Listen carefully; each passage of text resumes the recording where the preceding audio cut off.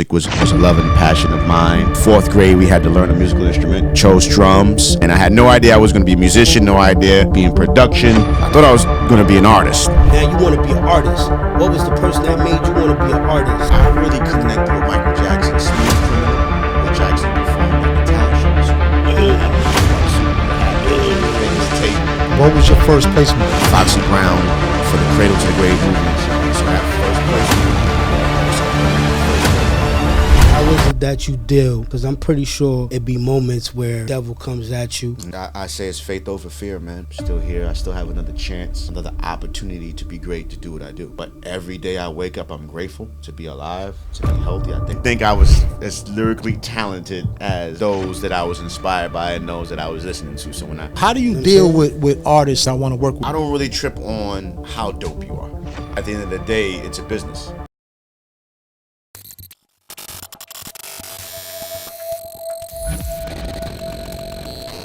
Yes, sir.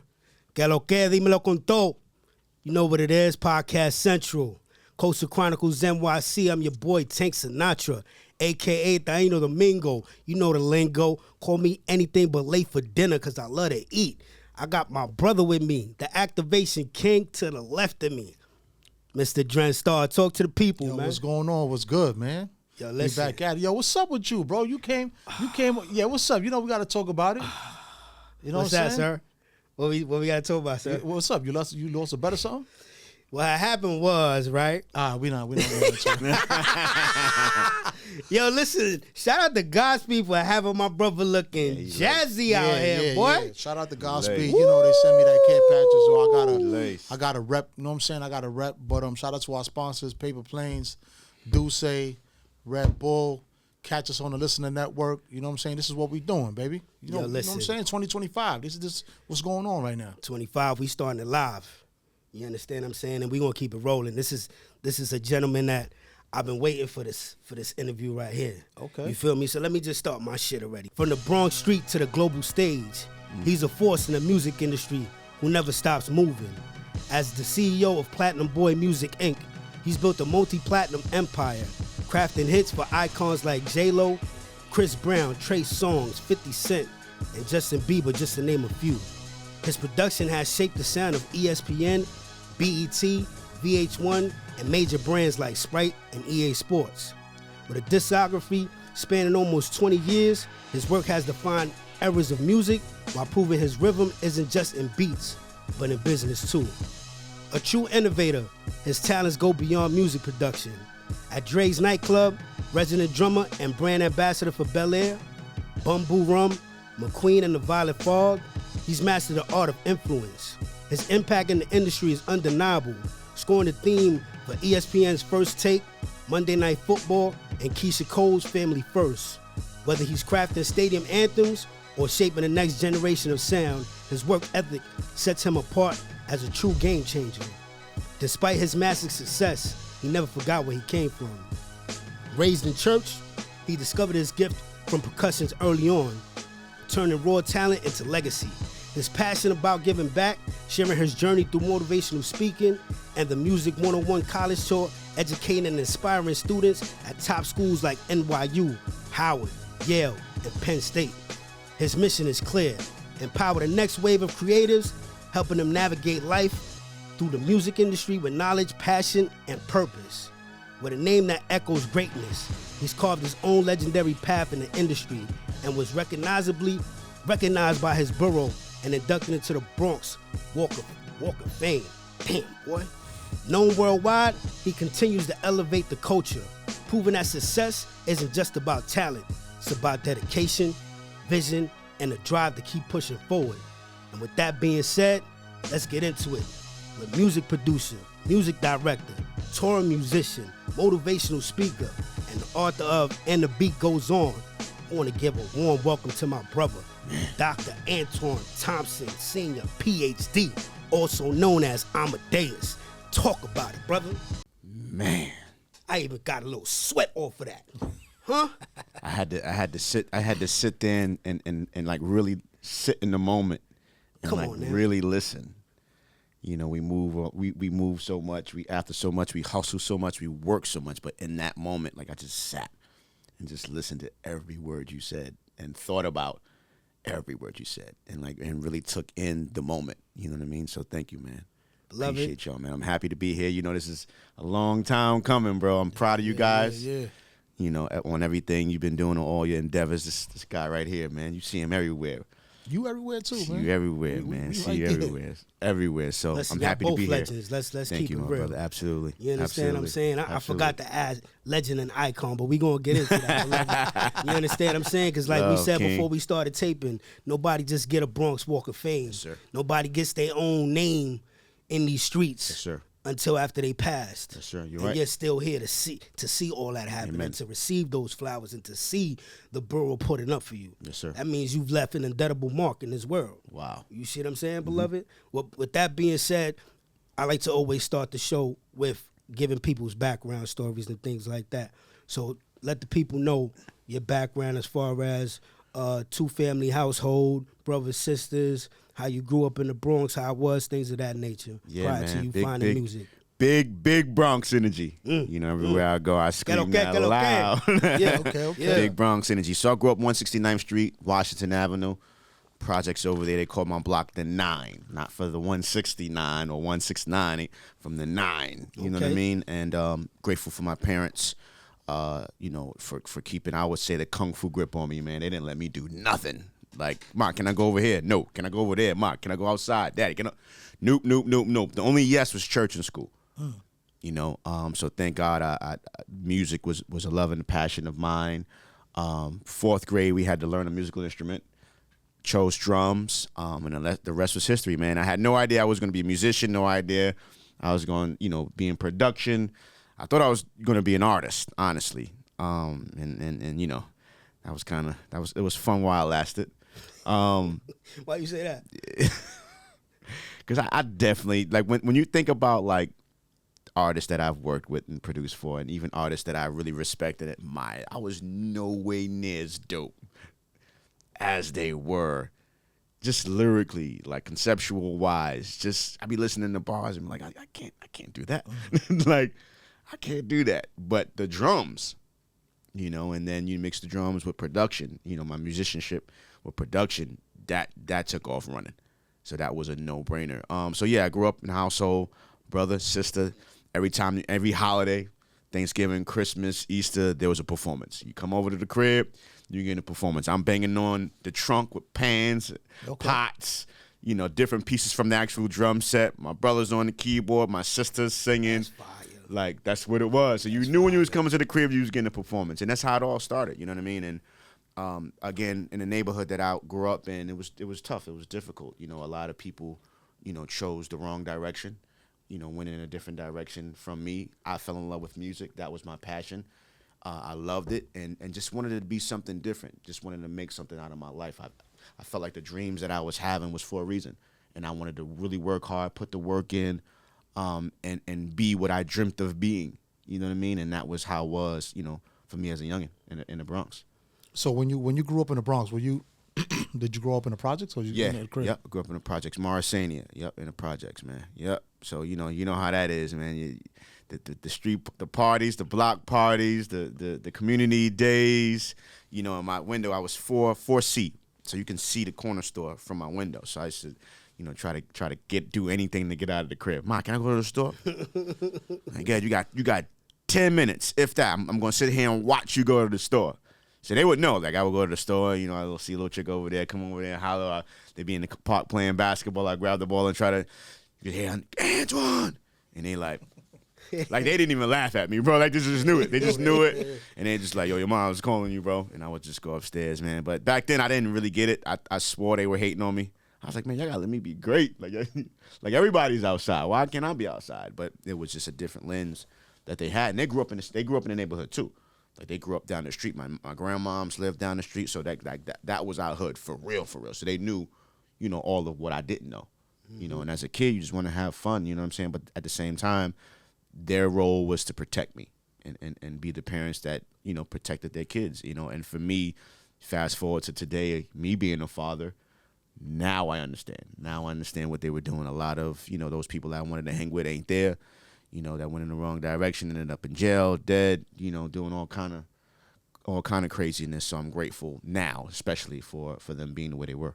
Yeah, the cycle definitely repeats itself because you putting the same values that your family, your parents was putting on you putting on your kid. Absolutely. So I definitely get that. So, all right, so you start playing music and stuff like that, but you said you wanted to be an artist. Like what was like? Because I used to fake try to sing, right? Okay, he said fake trying to sing. Yeah, fake try to sing. What does that mean? Listen, that means if I ain't make it, I was faking it. Bottom line, that's how. I mean, bro, you made it to the Apollo though, so that's. Yeah, whoa, You know what I'm saying? whoa. Like, yeah, he was on. That was not mine. We gonna shine a line on him though. He be, Yeah, you know what I'm man, saying? we trying to downplay this. Listen. This is about you, Dr. Thompson. Not Everybody me. can't make it on an Nah, Apollo, man. I'm but just listen, saying.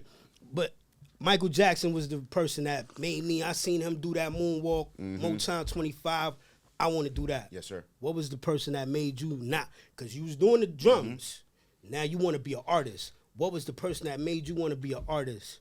I'm not gonna lie. Or what was the Michael first Jackson. song that you heard that had you like, oh, nah, this is something that I want to do? I really connected with Michael Jackson's Smooth Criminal, which actually performed at the talent show at school. He had on the whole white suit with the hat, fingers taped. You know what I'm saying? The blue dress shirt that he had on. Oh yeah, I was Listen, like the Michael. fact that you said the finger tape, you really went there. Fingers was taped, bro. Yeah.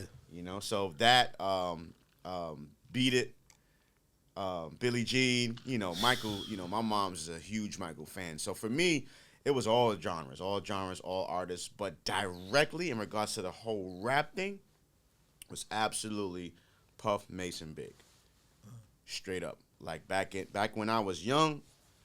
Like, you know, because I figured I was like the mogul. I was the one that was creating the music and making the beats. You know what I'm saying? Like, my brother was rapping, so he was like Mace. You know what I'm saying? Like, that was like the real inspiration behind the artistry. So everything I wrote, when you think about it, was like on some fly shit. You know what I'm saying? Like, dressed up. I had the curly hair when I was a little kid, the little parts in. Like, I was really like trying to be the pretty fly dude. You know what I mean? My pops used to hate that joke.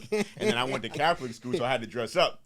So the whole dressing up thing just kind of made it work hand in hand. You know what I mean? You had to really groom yourself, take care of yourself. I went to Cardinal Hayes in the Bronx, and you know, you couldn't have no beard.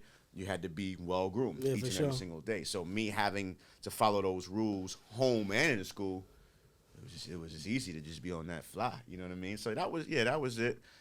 Like I said, I didn't really think I was as lyrically talented as those that I was inspired by and those that I was listening to. So when I transition from that to production, it definitely made sense. I don't think it would be a King Amadeus like if I was still pursuing that. So I'm grateful. So what was the pivot that made you like want to produce? Like, all right, this is it. Like, what you was using, an MPC? Like what was it? Before that, I was on like keyboards. So I was ASR, on, the ASR 10? No, not this. I was on Ensoniq, but it wasn't an ASR 10. Ensoniq, I forgot. I gotta look it up. I gotta see what it was, but it was definitely an Ensoniq joint. It was the Roland XP50. Okay. Before we even got to like rocking on the MPC 2000. Gotcha. So yeah, that was before. Yeah. Yeah, because when I started making beats and like playing them for people, they'd be like, "Yo, it's kind of dope, but your drums ain't really knocking." And I was like, and for me that was disrespectful because I'm a drummer. So it's like, if anything, I would rather that be on. But you used to do the live drums. What, making beats? No. Like when you started, you was doing live drums. Live drums. So that was production, which I didn't know was a completely different world. Absolutely. From actually playing, you know. So when I'm learning my favorite songs is actually made on like keyboards and like beat machines and workstations, I'm like, oh, I didn't know that.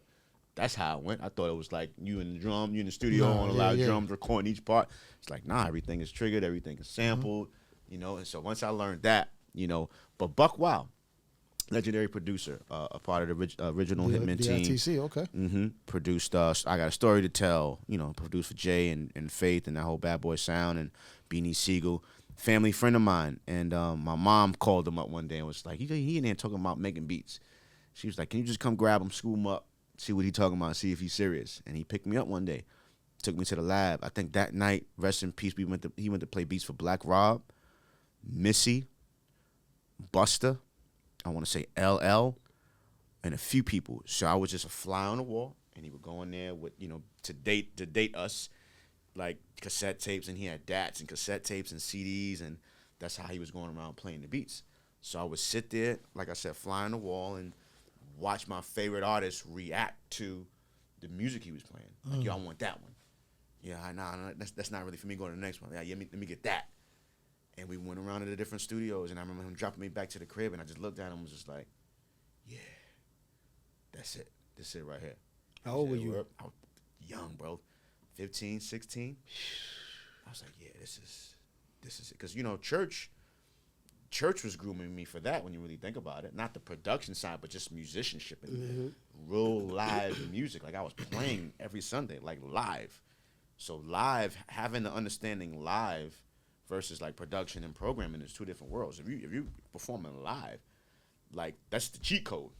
So when you get in there and you start laying stuff down, like, you have a whole different type of understanding musically, you know, when you approach the production side. It doesn't guarantee that you'll be dope, because what I did learn is there's certain musicians that's dope that can play live, but that can't produce.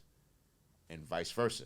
Producers that are crazy on production and sampling and programming, but can't play instruments. You know what I mean? So just, you know, so for me, I had the best of both worlds, and I was able to merge it together. That's a question I want to ask. So, being that you was playing in church, did your parents give you any type of in secular music? You know, this is bad. Not what, you know what I'm saying? How was that? It was bad, bro. Imagine going to your parents. My father was the chairman of the deacon board. Mom sung in the choir, like, so they was like heavy. So imagine going to them like, yeah, I want to be a hip hop producer. Be a what? I want to be a producer. Like, I want to make music. I want to be a hip hop producer. What? Like, maybe I go ahead and go do something. Go to school. Go to college. Go work. Go get a job. And I'm like, nah, I want to do this. You know, so that was definitely a battle for me with my parents, with my pastor. You know, and I get where they were coming from. You know, they want the best for us, right? Parents want the best for us, which is amazing. But that don't necessarily means that what you want us to do or what you envision us doing is actually the best for us, because actually what that's doing is that's dampering my spirit, right, and not allowing me to walk in my calling or what I felt God put in my heart and soul. That's me settling for whatever you feel is best for me, which not necessarily may be the best for me. You know, I went to college for like 5 days. It wasn't me, bro. And it was a school. I went to Mercy College. It was in White Plains, and I went there for music production and, you know, studio engineering, that whole thing. And I was in class, and I'm like, well, we going to go in the studio. Not knowing that you don't really touch, you know, your major. Nothing. Until after maybe a year or two. Oh, theory. So I'm like, I'm only learning about rocks and doing math. And, bro, I'm in the hood. I sound waves and bro, megahertz. And so all theory shit. Let me see the studio where I'm going to learn. Took me to the studio, bro. Now, I respect vintage, right? But this is a whole different type of vintage. 70s type Bruh, shit. I'm like, what is this? What I got in my crib is better than this. They still got reels and all types of shit. I was like, I'm not even. Yeah. I don't know what they had in there, bro. And I looked at the dean, and I was just like, yo, this is my last day. And he's like, what do you mean? I said, this is my last day. I got to go. What you going to do? I'm going to go I'm going to go do what I said I'm going to do. But I can't wait 3 years to learn this. I need this right now. Like, this is where I'm from. This life and death. Like, this is the only thing I got. This is my only way out. Is this. And, you know, he's a black dude, too. And he looked at me, and he was just like, I'm not supposed to say this. I jack it. But for some reason, I feel like you're going to make it, my brother. You know, so power to you. You know, this conversation between me, that's why I never mention his name. But, you know, I feel like something special, man. I see something special in you, man. So go do it. Go do what you got to do. And I left, came home. I ain't saying nothing to my moms. So I'm home for like a week. And she's like, what's going on in school? Like, yeah, they something's going on with the school. They canceled class. The next day I came up with another joint. And finally she came in the room and looked at me and was just like, what's really going on? And I was like, yeah, I withdrew. She was like, what? I said, yeah. I said, that ain't for me. I said, I want to produce. I want to create. I want to produce. And this is what I want to do. Like, and give me the time to make it happen. Because I was playing in church, getting paid from church. Still living with my mom's, you know, so I was giving her whatever I can get her for the house and maintain. I think I only had like a cell phone bill at that time. So I can really devote the time and energy into it. And How old were you when you made this decision? right there, like, I mean, I was already producing. Because Okay. I was producing at 14, 15 years old. So I was already producing in high school. I'm going to school playing beats. I'm going to the studio. I'm going playing beats for artists. Like, I was already rocking. But, you know, once I finished high school, like, it was like a decision, like, just to really, really do it. Like, full time. Head on. That's what it was. So once I realized that college wasn't for me, I was like, yeah, this is it. What was your first placement? Foxy Brown. Rest in peace, DMX. Rest in peace, Irv Gotti. Right? Yeah. Crazy. Crazy. Foxy Brown for the Cradle to the Grave movie and soundtrack. How did that happen? DMX. How did that happen? Yo, I went to see her brother. Shout out to Gavin? Antwan. Okay. He was the director of A&R Interscope. So I went up. My cousin was like, I forgot whether he was his assistant or my cousin Joe. Right? He invited me up there. He's like, yo, I heard you making beats. I heard it's crazy. You know, come up here, play them some beats. So he was working on City High, Wyclef, and Maya. Everything I was doing at that time was rap, like straight up hip hop, boom bap, hard drum, sampling. So I remember going up there and playing him my music, and he was like, yo, this is fire, but there's nothing I could do with any of this. This is too hard for like all the projects that I'm working on. He was like, but these would be dope for my sister. And I'm like, who's your sister? And he's like, Foxy. And I was like, it's sister, bro. Now, one thing about me, I always did research. I always looked at every album credit. Like I was talking about that earlier today. Real music had I shit. wouldn't listen to no album when I was looking at the credits to see who did what, so that I could be excited, you know, for my favorite producers or writers. Like, so I saw his name. You know, he had a name tag, Antwan Marchand, and I was just like, yo, this is really her brother, because her name, her real name was Inger Marchand. Like, you know what I'm saying? And I was like, yo, this is really his sister. So he's like, yo, she gonna be at Chung King. Remember Chung King? Gonna be at Chung King, 7 o'clock. Pull up. Play the same beat you played me, same order and everything. It's like, I bet. 7 o'clock came, went down there, walked in the room. She looked, she said, what up? She said, let me hear that. Like, straight up, straight to business. What up? Put it in. Put it in. She was like, all right, okay, that's what's up. Like, she was real cool, nonchalant, chilled. I'm in the back, like, yo, this is fucking bro. I got her hanging up on my locker. Straight up, I had her hanging up on my locker, bro. Got angered up in the locker. So she, you know, she was on some cool, real laid back. She's like, nah, these are dope. She's like, can you lead a CD with me? And I was like, yeah, all right, cool. She's like, yeah, I'm gonna vibe with it, see what I can come up with tonight. You know, these are definitely dope. Appreciate you pulling up, right? Walked out the studio. I was like, yo, finally real, bro. You saw how she was looking at me, bro. She was looking at me, bro. She don't think about you, but I know. I just had to gas myself up. Went to the crib, immediately making music, you know, because you're inspired from the day. Woke up the next day, phone call from Antwan, like, yo, she made 2 records last night, bro. I'm like, word? He's like, yeah. He said she was working on the soundtrack for Cradle to the Grave, a movie and soundtrack that DMX is doing. And she wrote the actual titled song, Cradle to the Grave, My Life, you know, for the album. He said, that's 1. 2, she made a record called Get Off Me. Her and Eve was beefing at that moment. So she made a diss record called Get Off Me, dissing Eve. Right? And he was like, yo, we just sent it to Phone Master Flex. Phone Master Flex about to air it out. And I'm like, And I remember being in the car, bro, in front of my mom's house. New Foxy Brown, Phone Flex, I-97, she's going crazy. Dropping modem bombs. And I'm sitting in the car like, this is happening. He plays it, you know, brings it back a million times. She's going off. And I never even heard it, so I'm hearing it when everybody else is hearing it.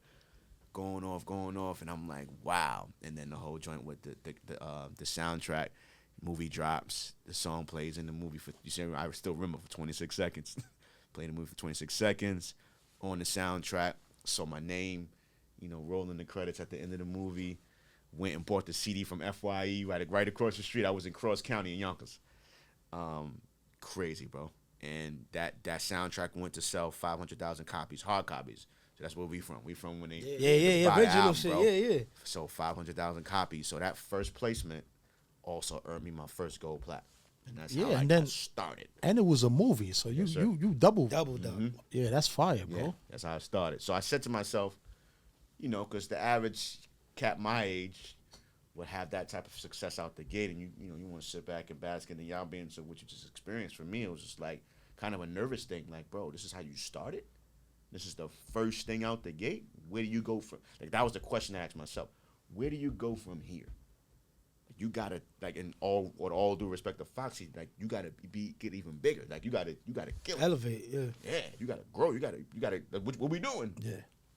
Went back in the lab, and then after that came Dipset, Okay. G-Unit, and Fab, and Lil Mo. Shout out to Lil Mo and Mike Jones, and then everything just started, piling up and coming in. So when you landed the Foxy play, it sounded like you handled that yourself. Did you ever have management? Nah, because I was young. I was fresh out the gate. I wasn't appealing.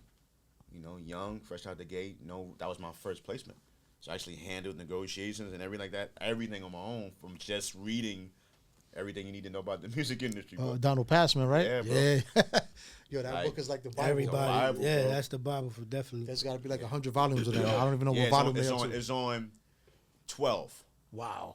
Matter of fact, I think it changed. I think no, it's not on 12 because I think it's on like 15 or 16 because now they have the streaming and everything that's happening now incorporated in the book. Yeah, everything in the beginning of that book don't even apply anymore. Yeah. It's crazy. Yeah, streaming wasn't out or none of that. Yeah, that's wild. It's crazy. Let me ask you this, King. So, like you mentioned, Foxy was beefing with Eve at the time. Mm-hmm. Has there ever been a point where an artist don't fuck with you because they like, motherfucker, you made a beat that a motherfucker was coming at me sideways, type shit like that? That's how I thought it was gonna be when that song came out. Like I was mad nervous, and I was living in Yonkers, down the street, like literally down the street from Kiss and all of them. I mean, they didn't know me because you can see my name in the credits, but you don't. Know the it face. wasn't no real FaceTime. Yeah, back then. Wasn't no so social you media. wouldn't know me. Yeah. You know what I mean? I can walk right by you. Yeah. But still, I'm like, yo, I'm in YO. These they right there. I love Rough Riders. I'm a fan. I want to work with Eve one day.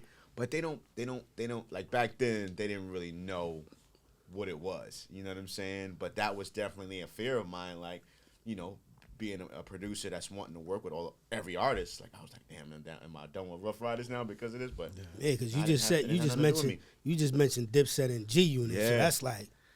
And even with that, like me having Take 'Em to Church, which was, the diss record with Cam and Mace. You know what I'm saying? Like that one was crazy. Like, That was fire. That one was crazy. That was fire. But to see where they are today and them have their show Shout out together to and they them. laughing and kikiing and I'm like, and they know, like now they know, like, they both the homies. So to have that record is just like, but it's a sport, man. Like it's a sport. I don't think, well, I mean, it kind of took a little turn when you think about like Kendrick and Drake, like, and it kind of like had conversations about it because I'm like, well, must it have the opportunity to work with Drake? Probably not. It's over for that. That's why I'm asking you. Like, probably not. That had to be. But that's them though. I don't feel like that would be a real thing. This situation is completely different. Yeah, like, yeah. It turned into 5 Grammys, bro. Like something that was wreck. Like it was wreck. You know what I'm saying? And like Grammys at that, everybody talking about A minor. Bro, like that was seeing crazy. that, like like we've been doing music forever, but Yeah. just seeing that was just different. Yo. Like the whole experience was just wild, bro. Like, you know what I'm saying? Like I'm not gonna front. I miss the era of buying an album and opening up the packaging and the trifold and It's seeing amazing. like that whole element of music has been removed completely, and it's like, to me, it's like it's stripped and it's watered down. Yeah. You know what I'm saying? Because now these records come out so fast. We had other producers on the pod, but like the whole 3-minute records where 16 hook, now it's 12 bars. Yeah, like it's bro. crazy. Everything is Like I heard a song on the radio and it went off and I was like, That was it. Yeah, it's like a minute and 50 seconds right now. Like, but 224. I will say this. When you think about people's attention span, yeah. we are lovers of music. We've been in the game for quite some time, so that's a sauce. That's a cloth that we wear that's just totally different, right? But when we think about the generation the now generation, like, and I was just thinking about like we could post a video for like a minute, and then when you look at how long it was viewed, like 3, 4, 5 seconds, bro. Yeah. And then, Microwave effect. bro. So it's like technically. It's like, yeah, but it should be 3 verses, it should be 3 hooks. But the way people's attention span is today, it's just like maybe that is the recipe to have shorter songs, get straight to the point, and allow you to get to the next record. You know what I mean? So yeah, it's everything weird. is just fed too fast, man. Yeah. I mean, just the whole, to me, the whole streaming just. I mean, you can't argue with the times of the way the culture's moving, but like even the DJs, like they just play these records too fast. They don't let them breathe, and you can't even enjoy it. You know what I'm saying? Like you in the record, the next thing It's you the know, minute it's you get the- into it, it just switches. It's the next song, bro. And I'm like, Yeah. yo, what about that verse? The verse is crazy. Word. You It's know what I'm crazy saying? because I still on title, even on title, I still go. Who's the producer? Yeah. Who wrote it? I press that button. And Thank you, bro. I gotta. Oh shit. And I'm glad they Oh, doing you that know what now, I'm man, saying? because they wasn't doing that I before. don't- Tidal was listen, always kind of doing it, though. I'm still that old school dude. Just because we don't physically have it in our hands, I gotta make sure to see